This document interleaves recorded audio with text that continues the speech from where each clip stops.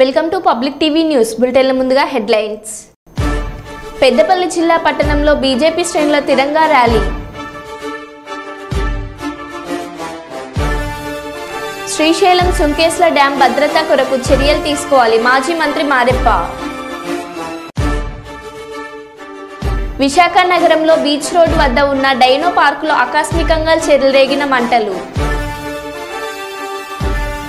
ప్రతిపక్షాలకు మాట్లాడే అర్హత కూడా లేదు ఎంపీ బలరాం నాయక్.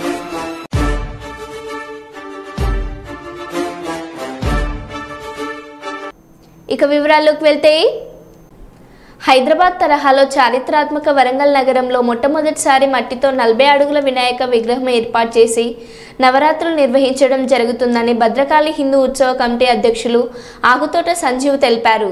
వరంగల్ నగరం ఎల్లమ్మ బజార్లో ఏర్పాటు చేసిన విలేకరుల సమావేశంలో భద్రకాళి హిందూ ఉత్సవ కమిటీ పాల్గొన్నారు. ఈ సందర్భంగా సంజీవ్ భద్రకాళి శేష్ మాట్లాడుతూ, చారిత్రాత్మక వరంగల్ నగరంలో మొట్టమొదటిసారిగా మట్టితో 40 అడుగుల వినాయక విగ్రహాన్ని తయారు చేసి నవరాత్రులు నిర్వహించినట్లు వారు తెలిపారు. అతిపెద్ద వినాయక విగ్రహం నగరంలో పెట్టడం వరంగల్ అభివృద్ధికి నాంది అని వారు తెలిపారు. పర్యావరణ రక్షణగా మట్టితో విగ్రహాన్ని ఏర్పాటు చేసినట్లు పేర్కొన్నారు. అతి వైభవంగా నవరాత్రులు జరుపుతున్నట్లు పేర్కొన్నారు.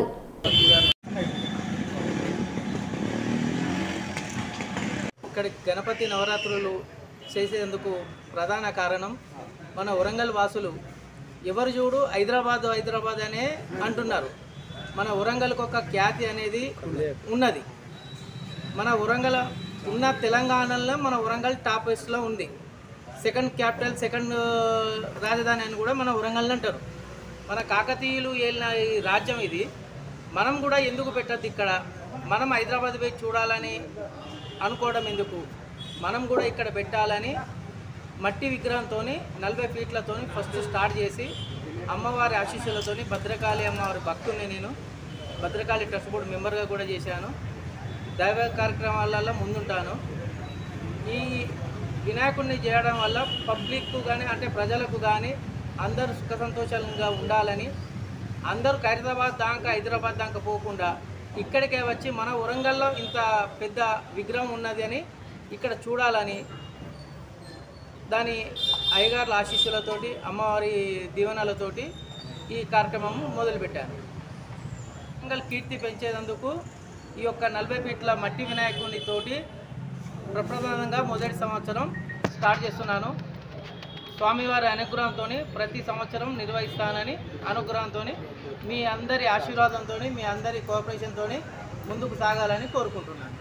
హైదరాబాద్ నగరం తర్వాత తెలంగాణ రాష్ట్రంలో అంత గొప్ప నగరం వరంగల్. ఇప్పుడు హైదరాబాద్ను మించి ఈ నగరం అభివృద్ధి చెందాలి అంటే కాకతీయుల రాజధాని, ఏకశిలా నగరంగా చరిత్ర ప్రసిద్ధిగాంచింది ఈ నగరం. మత సామరస్యానికి ప్రతీక ఈ నగరం. సనాతన ధర్మ పరిరక్షణకు నడుం కట్టింది ఈ నగరం. ధర్మశ్రద్ధ, స్త్రీల పట్ల గౌరవం, దైవభక్తి, దేశభక్తి ఉన్న నగరం ఈ వరంగల్ మహానగరం. మరి వినాయకుడి విగ్రహాలను మట్టితోటే చెయ్యాలి. పెద్ద పెద్ద వినాయకులు మట్టితో చేస్తే నిలబడతాయా అన్న సంకోచం కొంతమందికి ఉంది. ఆ సందేహాన్ని రూపుమాపాలి.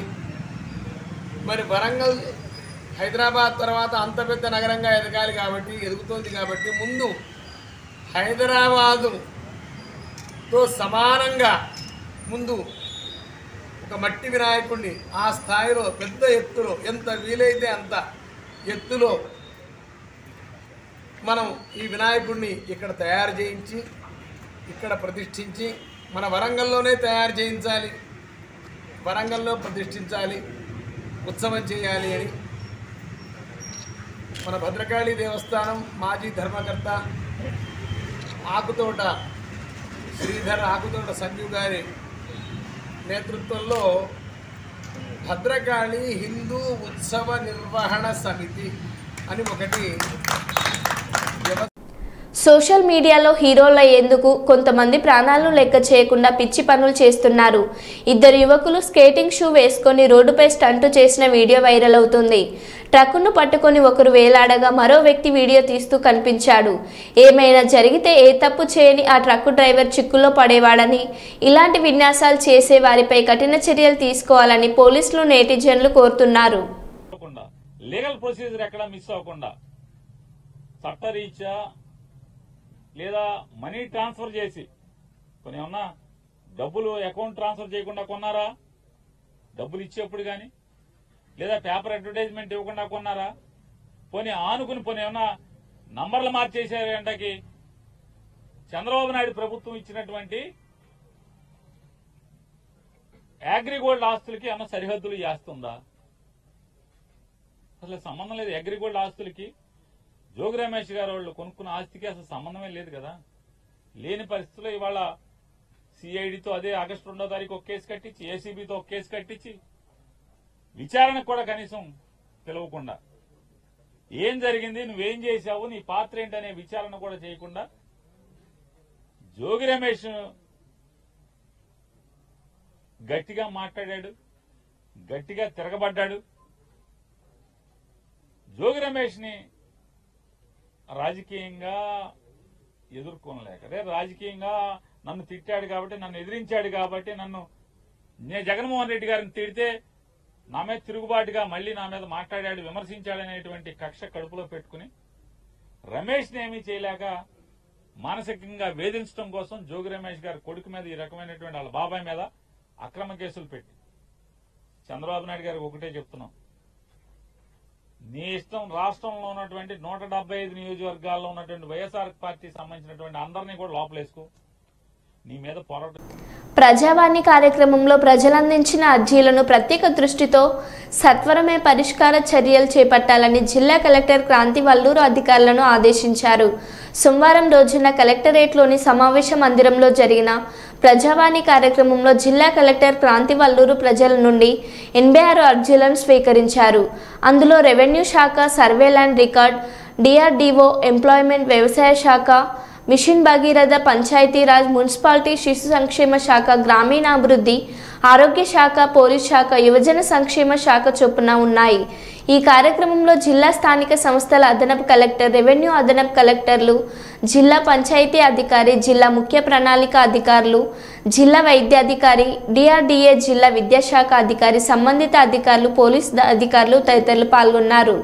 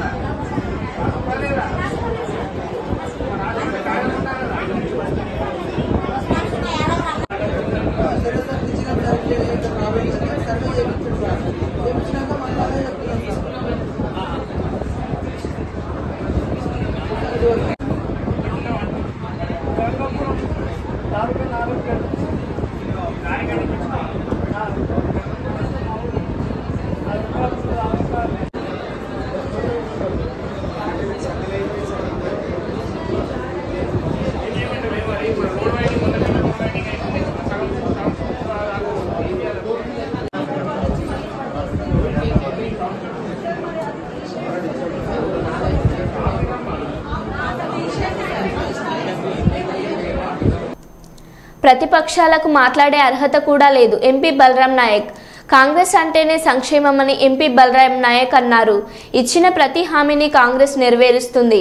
ఎమ్మెల్యే మురళీ నాయక్ 103 మంది లబ్ధిదారులకు కళ్యాణ లక్ష్మి చెక్కులను పంపిణీ చేశారు.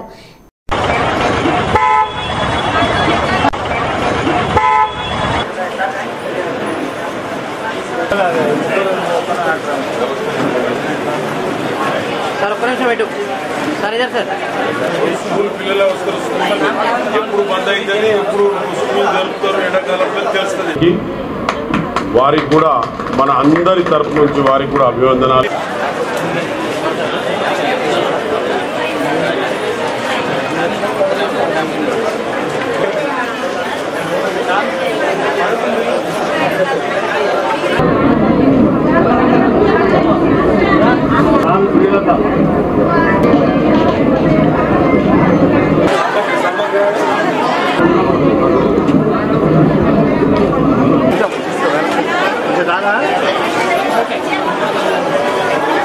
కొన్ని గవర్నమెంట్ ఆఫ్ ఇండియా నుంచి కూడా వస్తాయి. మీకు ఇందిరమ్మ ఇండ్లు తప్పకుండా వస్తుంది, పెన్షన్ అనేది తప్పకుండా వస్తుంది. మొన్న రుణమాఫీ కూడా దాదాపు గౌరవనీయ ముఖ్యమంత్రి గారు 2 లక్షల రూపాయలు రుణమాఫీ కూడా చేయడం జరిగింది. కాబట్టి ఇవన్నీ కూడా రైతు బంధు కూడా మీకు ఎలక్షన్ కన్నా ముందు కూడా వేయడం జరిగింది, తర్వాత కూడా వేయడం జరిగింది ఎంపీ ఎలక్షన్ కన్నా ముందు. కాబట్టి మీరు అన్నీ కూడా గమనించాలి. స్టేట్ స్కీమ్స్ ఎవరు మాట్లాడినా మీరు నమ్మవద్దు. సెంట్రల్లో స్టేట్లో వచ్చిన స్కీములు మొత్తం ప్రజలకే అందజేస్తారు తప్ప డైరెక్టు ఎవరికి ఇచ్చేది లేదు ప్రజాప్రతినిధులకు. మేమేంటంటే వచ్చినది మీకు చెప్పడానికే మేము ఉన్నాం తప్ప ఇంకోటి లేదు. వచ్చే ఏదైనా కొత్త స్కీములు పట్టుకొచ్చి రోడ్లు కానీ వాటర్ స్కీమ్స్ కానీ చెరువులు కానీ పట్టుకొచ్చి ఇచ్చే బాధ్యత మాది.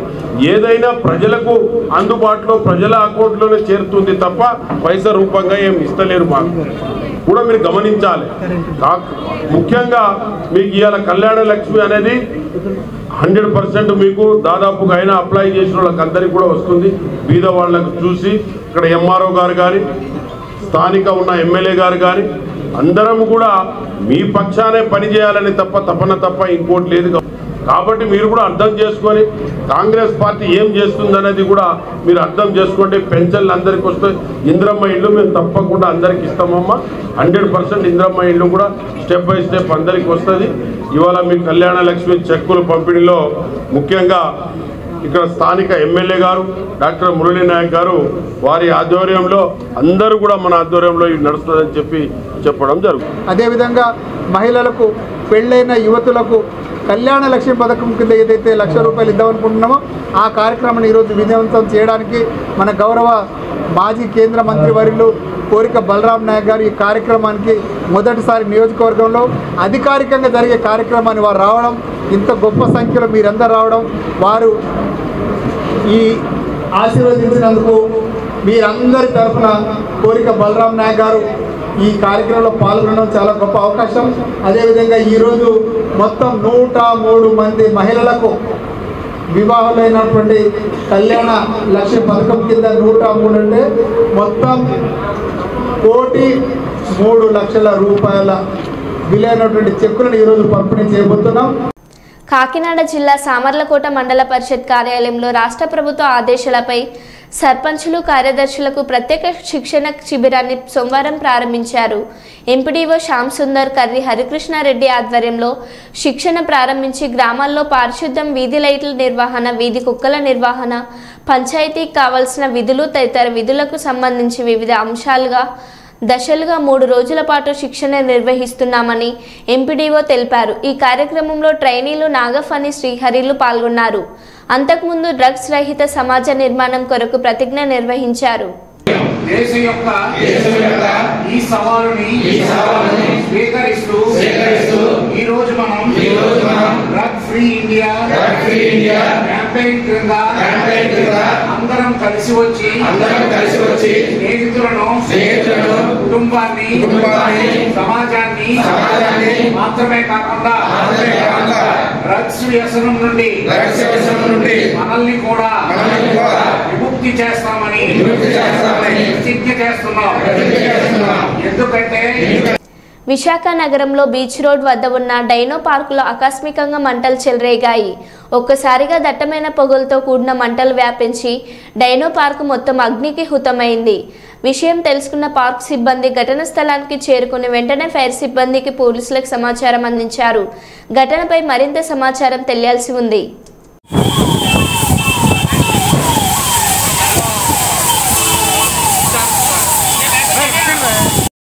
మహిబాద్ జిల్లా ఎస్పీ సుధీర్ రామ్నాథ్ కేకన్ ఆదేశాల మేరకు కేసముద్రం మండల కేంద్రంలో గిరిజన బాలికల పాఠశాల మరియు కళాశాలలో నూతన చట్టాలపై అవగాహన కార్యక్రమాన్ని నిర్వహించారు. ఈ కార్యక్రమానికి ముఖ్య అతిథిగా జిల్లా SP Chennaiah, DSP Tirupatirao, rural CI Sarvaiah, She Team SI Sunanda, Kesamudram SI Muralidhar, Raj కళాశాల ప్రిన్సిపల్, ఉపాధ్యాయురాలు, విద్యార్థులు పాల్గొన్నారు.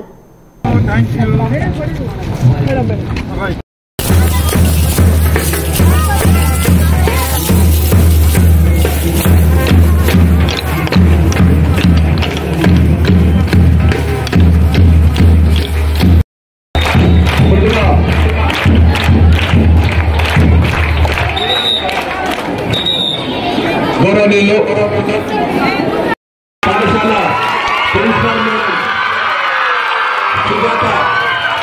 సుజాత మేడం గారిని కూడా వేదిక మీద ఆశీర్వాదం కావాల్సిందిగా by the instructions of our police staff and our teachers. I am here to give some guidance about it.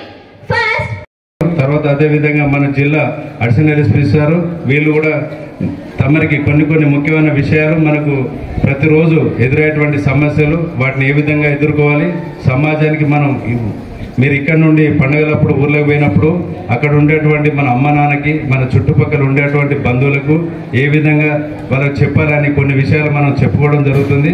దాని గురించి ఇంత చక్కటి కార్యక్రమాన్ని ఏర్పాటు చేసినందుకు మా పోలీస్ డిపార్ట్మెంట్కు సహకరించినటువంటి మన హెడ్ మాస్టర్ ప్రిన్సిపల్ మేడంకి, అదేవిధంగా వేదిక మీద ఉన్నటువంటి పెద్దలందరికీ ధన్యవాదాలు తెలియపరుస్తూ మీకు ఒక్కొక్క మన సార్ వాళ్ళు మీకు కొన్ని ముఖ్యమైన విషయాలు చెప్తారు. చెప్పిన విషయాలన్నీ కూడా మంచిగా గుర్తుపెట్టుకోవాలి. అన్నీ అయిపోయిన తర్వాత మళ్ళీ మిమ్మల్ని కూడా మాట్లాడమని చెప్తారు, అప్పుడు మీరు కూడా మాట్లాడాలి. ఓకేనా? కార్యక్రమానికి మన ఎస్పీ సార్ ఆదేశానుసారంగా వచ్చిన మన అడిషనల్ ఎస్పీ సార్ గారికి, డిఎస్పీ గారికి అండ్ సిఐ గారికి, కేసముద్రం ఎస్హెచ్ఓ గారికి అండ్ ఈ పాఠశాల ప్రిన్సిపల్ మేడం గారికి, అధ్యాపక బృందానికి and my dear students, all of you good afternoon. నా పేరు సునంద, నేను షీటీం ఎస్ఐగా వర్క్ చేస్తున్నాను. ఆల్రెడీ 2-3 టైమ్స్ మీ స్కూల్లో అవేర్నెస్ ప్రోగ్రామ్ పెట్టడం జరిగింది కదా, what is she team, how to approach she team and షీటీమ్స్కి ఎలాంటి పిటిషన్స్ వస్తున్నాయో కూడా మీకు చెప్పాను. మళ్ళీ ఒక 2 minutes మాట్లాడి క్లోజ్ చేస్తాను. ఓకేనా? ఓకే. షీటీమ్స్ అనే వేటి కోసం అని చెప్పానమ్మా? The purpose of okay protection, women safety, మహిళల భద్రత కోసం. మహిళలు అంటే చిన్న పిల్లల నుంచి ముసలి వాళ్ళ వరకు మనము షీ అంటే ఆమె కదా, అందులో చిన్న వాళ్ళ నుంచి పెద్దవాళ్ళ వరకు షీ అని మనము ప్రొనౌన్స్ చేస్తున్నాం. సో వాళ్ళ మీద ఎలాంటి అఘాయిత్యాలు జరుగుతున్నవి, మరి పోలీస్ స్టేషన్లో కొంతమంది చెప్పుకోలేక కూడా కొన్ని అనర్థాలకు గురవుతున్నారు.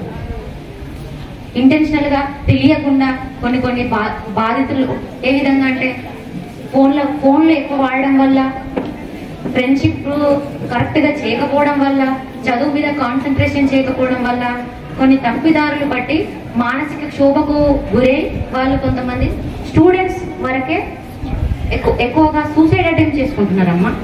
మన జిల్లాలో మనకు మైబాలో కూడా ట్రైబల్ వెల్ఫేర్ స్కూల్ ఉంది కదా, అవునా? ఫస్ట్ మన జిల్లాలో ఒక ఇన్సిడెంట్ చెప్తాను. 10th క్లాస్ అమ్మాయి పేరు చెప్పడం లేదు ఎందుకంటే సీక్రెసీ ఉంటుందని చెప్పాను కదా. సో అక్కడ అమ్మాయి 10th క్లాస్ లో జాయిన్ అయిన తర్వాత అమ్మాయికి లవర్ ఉన్నాడంట. స్కూల్లో జాయిన్ అయిన తర్వాతకి ఆ అమ్మాయి 2 days కి హాస్టల్ నుంచి ఎవరో పక్క వాళ్ళు మా అన్నయ్య వచ్చిండే అని సంతకం పెట్టించుకొని అమ్మాయి వెళ్ళిపోతుంది అక్కడ నుంచి. అర్థమైందా? అక్కడ తర్వాత ఎంక్వైరీ చేస్తే అమ్మాయి ఇంటికి వెళ్ళిందని అడుగుతాం కదా, ఆమె వెళ్ళింది జస్ట్ 1 hour పర్మిషన్తో. కానీ అమ్మాయి సాయంత్రం వరకు మళ్ళీ హాస్టల్కి రాలేదు. ఏమైంది అని కనుక్కుంటే మా ఇంటికి రాలేదు మేడం, మేము రాకుండా మా పిల్లల్ని ఎందుకు బయట పంపించారని వాళ్ళ నాన్న రివర్స్ లో మాట్లాడారు. ఆ రోజు ప్రిన్సిపల్ గారు మమ్మల్ని అప్రోచ్ అయ్యారు, ఆమె ఎక్కడెక్కడికి వెళ్ళింది అనేది. తను వచ్చిన ఒక అబ్బాయితో నేను మాట్లాడితే మేడం నేను బస్ స్టాండ్ లో దించమంటే నేను బస్ స్టాండ్ లేరు. అర్థమైందా? మీరంతా విద్యార్థులు అంటే ఏది ఆమె అట్టుపండు చూస్తుంది చూడు. నేను ఏ పేరు, నీ పేరు ఏం పేరు? అది అట్టుపండు చేతిలో పెడితే గదే పని ఉంటుంది. ఇచ్చిన వాళ్ళు ఎవరు? అట్టుపండు ఇచ్చిన వాళ్ళు ఎవరు? బాగా చదవాలని బాగా చదువు చూసినావా? ఆమె దగ్గర నా కాన్సన్ట్రేషన్ పోయింది, నేను చెప్పేది మర్చిపోయినా. డిస్టర్బ్ చేసిందా నన్ను?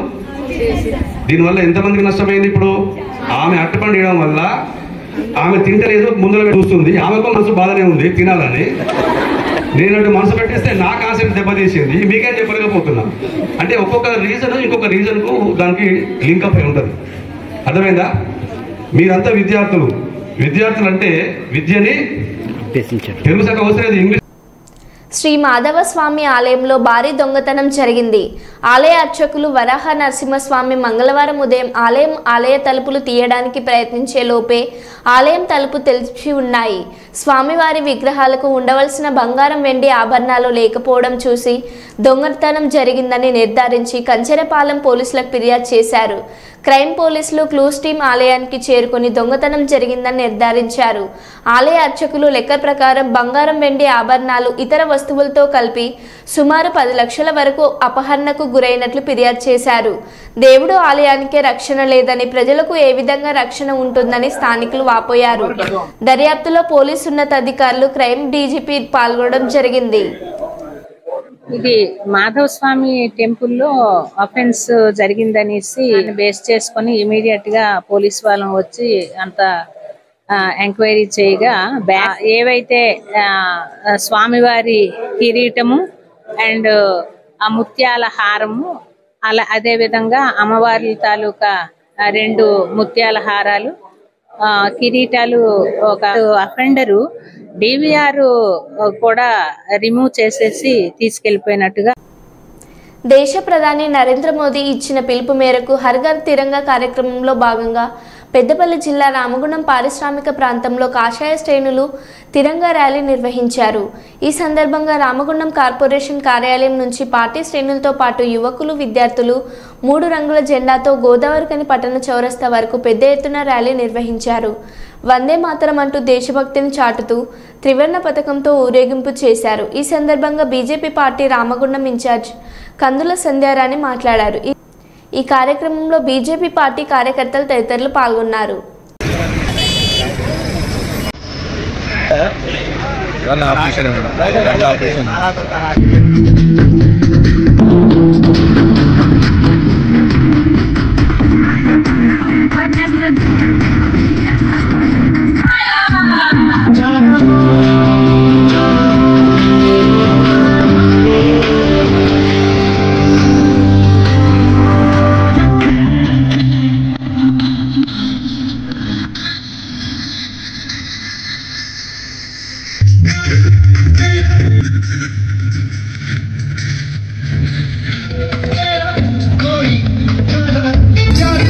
ఎందరో మహనీయుల యొక్క త్యాగఫలం ఈ స్వతంత్ర భారతం.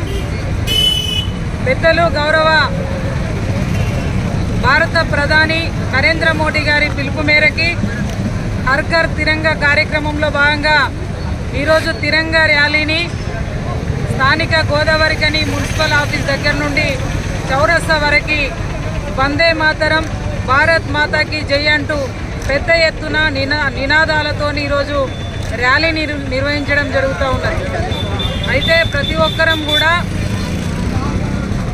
దేశభక్తితోటి దేశాన్ని ముందుకు తీసుకుపోవడం లోపల నరేంద్ర మోడీ గారు చేస్తున్నటువంటి ప్రయత్నంలో మనమంతా కూడా భాగస్వాములు కావాల్సినటువంటి అవసరం ఉంది. ఇవాళ ఏదైతే మనం ఈ స్వాతంత్రం కోరుకున్నామో, ఆనాడు ఎంతోమంది మహనీయులు పోరాటం చేసిండ్రో, స్వేచ్ఛ, సమానత్వం, ఆర్థిక స్వావలంబన దిశగా ఏదైతే మనం కోరుకున్నామో అవన్నీ కూడా ఈరోజు నరేంద్ర మోడీ గారి భారత ప్రభుత్వం, భారతీయ జనతా పార్టీ ప్రభుత్వంలో ఇవాళ అమలవుతూ ఉన్నాయి. ప్రజలంతా కూడా చూస్తూ ఉన్నారు. ఆ ముప్పన్నెల జెండా ప్రతి ఒక్కరి జీవితాల్లో రేపటి రోజులలో అందించాలి అనేటువంటి సదుద్దేశంతో మాత్రమే ఈ కార్యక్రమాన్ని తీసుకోవడం జరుగుతూ ఉన్నదని ఈ సందర్భంగా భావిస్తూ ఈ ర్యాలీలో పాల్గొన్న ప్రతి ఒక్కరికి కూడా మేము హృదయపూర్వకంగా ధన్యవాదాలు తెలియజేస్తూ ఉన్నాము. ముఖ్యంగా మా పార్టీ ఆదేశాలు ఇవాళ ఎక్స్ ఆర్మీ కుటుంబాలు ఎవరైతే ఉన్నారో, దేశ సరిహద్దులలో దేశం కోసం పనిచేసినటువంటి వారి కుటుంబాలని త్యాగం చేస్తున్నటువంటి ఎక్స్ ఆర్మీ వాళ్ళందరికీ కూడా ప్రత్యేకంగా పార్టీ నుంచి జాతీయ జెండాని గౌరవంగా అందించాలని చెప్పి పార్టీ యొక్క ఆదేశాలు. అందుకొరకే ఈరోజు మొదటగా వారికి జాతీయ జెండాని ఎక్స్ ఆర్మీ వాళ్ళందరికీ కూడా అందజేసిన తర్వాత ఈ ర్యాలీని ప్రారంభం చేస్తూ ఉన్నాము. కల్లూరు అర్బన్ 41వ వార్డు వీకర్ సెక్షన్ కాలనీలో శ్రీ వెంకటేశ్వర స్వామి కళ్యాణ మహోత్సవం మరియు ప్రత్యేక పూజలు నిర్వహించిన కార్యక్రమంలో పాల్గొన్న పాణ్యం ఎమ్మెల్యే శ్రీమతి గౌరు చరితారెడ్డి. ఈ కార్యక్రమంలో నంద్యాల పార్లమెంటు మహిళా అధ్యక్షురాలు పార్వతమ్మ గారు, కల్లూరు అర్బన్ కన్వీనర్ పెరుగు పురుషోత్తం రెడ్డి గారు, ward incharge Nageswara Rao, cluster incharge తదితరులు పాల్గొన్నారు.